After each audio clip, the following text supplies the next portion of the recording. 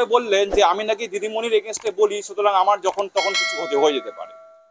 সুতরাং আমি তাকে একটাই কথা বললাম যে দেখিয়েছি যে বিগত দিনে আমার ওপর যে অত্যাচার করা হয়েছে তার রেসপেক্টে আমি যতবার থানায় কমপ্লেন করেছি, সেরকম কারোর কাউন্টার করার ক্ষমতা নেই, কারণ তাদের কাছে আমার বক্তব্যকে কাউন্টার করার মতো প্রপার যে ডকুমেন্ট সে তাদের কাছে নেই।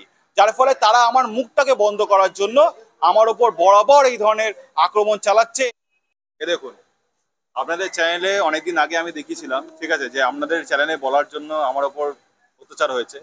তারপরে সেই তো তখন থানায় একটা এফআইআর হয়েছিল ভবানীপুর থানায়, সে কেটে গেছে। আবার এই যে 11ই আগস্ট আমাকে আবার এভাবে থ্রেট করা হয় এবং তার জন্য আমি একটা এফআইআর করি ভবানীপুর থানাতে, ঠিক আছে। এই হচ্ছে আপনার সেই এফআইআর এর কপি এবং তার সাথে আপনার ইমেল আইডি, ঠিক আছে। এবং এবং তারপর আমাকে ভবানীপুর থানা থেকে এই মেলটা আসে, you are requested to come to the PS in CW your latest complain for the purpose of an enquiry.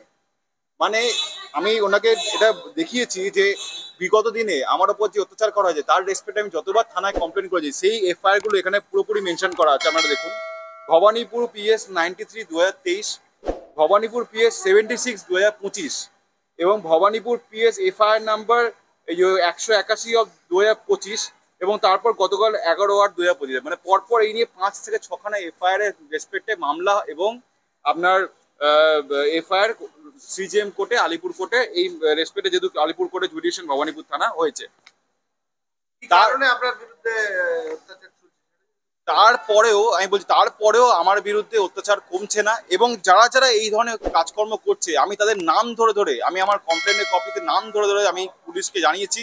এবং শুধু তাই নয়, এই যে মেলটা আমি পাঠিয়েছি সেই মেলের কপি আমি কাকে কাকে ফরওয়ার্ড করি সেটা আপনাদেরকে আবার দেখিয়ে দিচ্ছি।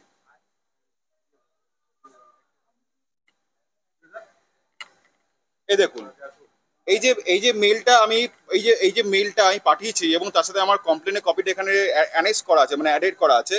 এবং এই মেলের কপি কাকে কাকে পাঠিয়েছি আপনারা ভালো করে দেখলে বুঝতে পারবেন। এই যে এখানে লেখা আছে ভবানীপুর পিএস, তার সাথে হচ্ছে ডিসি সাউথ, এই মুহূর্তে ডিসি সাউথ আমাদের ডিসি সাউথের আন্ডারে, এবং DCDD2, এবং তার সাথে cp@kolkatapolice.gov.in, মানে আমাদের পুলিশ কমিশনার এখন বর্তমানে মনোজ ভার্মা।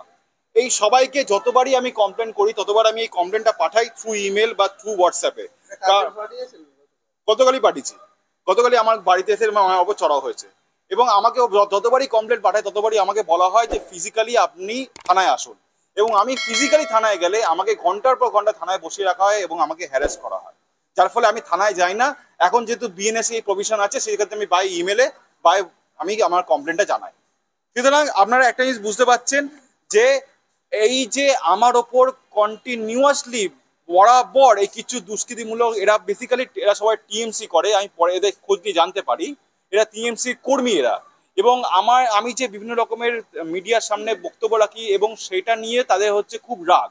এবং থানার একজন এসআই, তার নাম হচ্ছে গৌতম বাবু, তিনি তো আমাকে প্রায় ফোন করে বললেন যে আমি নাকি দিদিমণির এগেনস্টে বলি, সুতরাং আমার যখন তখন কিছু হয়ে যেতে পারে।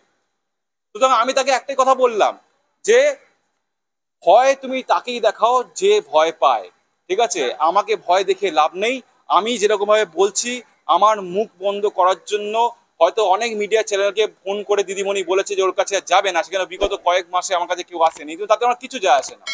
আমি যে লড়াইটা করছিলাম এখনো করছি এবং আগামী দিনেও করব, সেটাই আজকে আপনাদের চ্যানেলের মাধ্যমে জানলাম। কারণ আপনাদের চ্যানেলে প্রথমবার আমি জানিয়েছিলাম যখন আমার ওপর অত্যাচার হয়েছিল, আমার বাড়ির সামনে এসে আমাকে গালাগালি খিস্তি করে আমাকে থ্রেট দেওয়া, আমাকে মারতে এসেছিল এবং আমাকে এরকম গালাগালি খিস্তি করে বলেছিল যে তোকে এতদিন ট্রেলার দেখিয়েছি, এবার সিনেমা দেখাবো। এবং এই তারপরে কম করে 5 থেকে 6 বার এরকম এফআইআর হচ্ছে। তারপরেও পুলিশ যারা যারা এই ঘটনাগুলোর সাথে জড়িত তাদের নাম ধরে বলার পরেও পুলিশ কিন্তু তাদেরকে অ্যারেস্ট করছে না। কেন করছে না? কারণ তারা শাসক দলের অনুকরণে একজন কর্মী, তাই জন্য তাকে অ্যারেস্ট করা হচ্ছে না। কিন্তু আপনারা দেখবেন যদি এরা শাসক দলের না হতো, যদি এরা বিরোধী পার্টি হতো, তাহলে ইমিডিয়েটলি এখন পর্যন্ত অ্যারেস্ট করা হতো, তাদের কোনো একটা কেসে হতো, এখন তারা জেল খাটতো। এই হচ্ছে বর্তমান পরিস্থিতি আমাদের পশ্চিমবঙ্গে। এটা আপনাদের চ্যানেলে দেখিয়ে দিলাম, এবার আপনারা বলুন।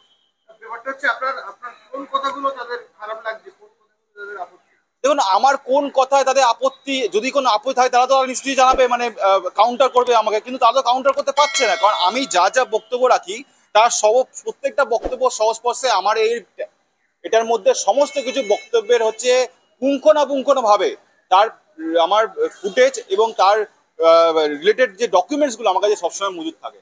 তার ফলে আমার যদি কেউ কাউন্টার করে আমি সঙ্গে সঙ্গে এটা খুলে দেখিয়ে দেবো তাকে, ঠিক আছে? কিন্তু সেরকম কারোর কাউন্টার করার ক্ষমতা নেই, কারণ তাদের কাছে আমার বক্তব্যকে কাউন্টার করার মতো প্রপার যে ডকুমেন্ট সে তাদের কাছে নেই।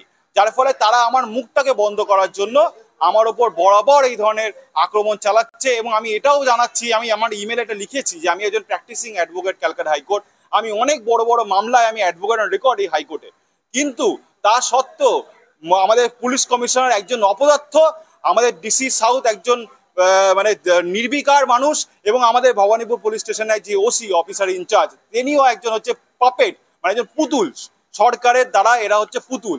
এদের যত অত্যাচার, যত মারামারি, এই যে অভয়ার মাকে মেরে তার মাথা ফাটিয়ে দিল, এটা শুধুমাত্র যারা আন্দোলন করবে, যারা বিরোধী তাদের উপরে, যারা অ্যাকচুয়ালি ক্রিমিনাল যারা, তাদের উপরে এদের কোনো মানে ক্ষমতা নেই, এদেরকে অ্যারেস্ট করারও ক্ষমতা নেই, এদেরকে হাজতবাস করারও কোনো ক্ষমতা নেই।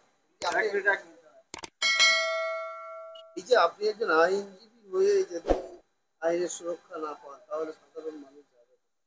এটা তো বহুবার আপনার চ্যানেলে আমি বলেছি যে আমি আইনজীবী হোক বা আমরা ডাক্তার হোক, যে কেউ হোক, সাংবাদিক হোক, আপনার সাংবাদিকের ওপরে তো কম অত্যাচার হয়নি, প্রতিনিয়ত দেখি সাংবাদিককে ধরে ধরে মারা হয়। তো সমস্ত প্রফেশনের মানুষকে আজকে এই পশ্চিমবঙ্গে তাদেরকে টার্গেট করা হচ্ছে। যদি কেউ সরকারের বিরুদ্ধে কোনো কণ্ঠ রোধ করে বা কণ্ঠ ছাড়ে, তাহলে তাকে যেন তেন প্রকারে তার কণ্ঠটাকে বন্ধ করতে হবে, রোধ করতে হবে। এটা সরকারের বরাবর নীতি, এবং এই নীতি আজকের নয়, এই নীতি এর আগে যখন জ্যোতি বসু যখন চিফ মিনিস্টার ছিলেন সেই সময়ও এই নীতি ছিল। বরুণ বিশ্বাস সবাই জানে সেই নাম, ঠিক আছে, যে সাংবাদিককে অকালেই তাকে চলে যেতে হয়, এবং তার পিছনে একটা বিশাল বড় কারণ ছিল, সেটা এখন এই মুহূর্তে বলবো না কারণ অনেক সময় লেগে যাবে। এবং তার আগে ইন্দিরা গান্ধীর সময়তেও এই যে এমার্জেন্সি ডিক্লেয়ার করে সাংবাদিকদের ওপরে বিভিন্ন ক্রিমিনাল কেস দেওয়া এবং তাদেরকে জোর করে হাজতবাস করানো, এই তো বিগত দিনে বহুবার চলেছে। এবং সেই ট্র্যাজেডি আর কি, মানে সেই ট্রেন্ডটাকে আর কি এখন ফলো করা হচ্ছে এই তৃণমূলের আমাদের দিদিমণি সরকারে। সুতরাং এই জিনিস চলতেই থাকবে, এই জিনিস কোনোদিনই বন্ধ হবে না। কিন্তু আমি বলবো যে আজকে আপনারা একটা জিনিস লক্ষ্য করুন, যে আজকে একজন প্র্যাকটিসিং অ্যাডভোকেট কলকাতা হাইকোর্টের আইনজীবী হওয়া সত্ত্বেও আজকে আমার ওপর বিগত লাস্ট 2-3 বছর ধরে এত পরিমাণে অত্যাচার হচ্ছে, এত এফআইআর হচ্ছে, আমি এত কমপ্লেন করছি। এবং শুধু তাই নয়, আমি সিপিকে কমপ্লেন করছি, আমি ডিসি সাউথকে কমপ্লেন করছি, আমি ডিসি ডিডিকে কমপ্লেন করছি, সবাইকে কমপ্লেন করছি। তারপরেও এই যে যারা ক্রিমিনাল, যারা অনবরত মানে কনস্পিরেসি করছে এবং হ্যাবিচুয়ালি অফেন্ডার, এরা কন্টিনিউয়াসলি আমার উপর অত্যাচার করছে, আমাকে ডিস্টার্ব করছে, আমার বাবাকে মেরে মাথা ফাটিয়ে দিয়েছে, মাকে মেরে তার স্পাইনাল কর্ড ভেঙে দিয়েছে, তারপরেও কিন্তু পুলিশ তাদেরকে অ্যারেস্ট করছে না। কারণ কারণ তারা হচ্ছে শুধুমাত্র শাসক দলের ছত্র ছায়া তারা কাজকর্ম করে, শাসক দলের কর্মী হিসাবে তারা কাজকর্ম করে, সেই কারণে পুলিশ তাদেরকে অ্যারেস্ট করছে না। কিন্তু আজকে যারা আজকে অভয়ার মঞ্চ থেকে যারা আন্দোলন করছে, যারা আজকে অভয়ার মা বাবার সাথে পা মিলিয়ে আজকে নবান্ন অভিযান করেছে, তাদেরকে হঠাৎ করে পুলিশ অ্যারেস্ট করে নিয়ে এসে তাদেরকে ডিটেনশন করছে, তাদেরকে জিজ্ঞাসাবাদের নাম করে তাদেরকে হ্যারাস করা হচ্ছে। সুতরাং এই জিনিসটা আপনারা দেখছেন, এ চলতেই থাকবে। এই একমাত্র পথ এই জিনিস থেকে নিস্তার পাওয়া, সেটা হচ্ছে এই সরকারকে 2026-এ আমাদের প্রত্যাখ্যান করতে হবে। তাহলেই একমাত্র এই যে জোর জুলুমটা যেটা চলছে আমাদের পশ্চিমবাংলায় সেটা বন্ধ হবে।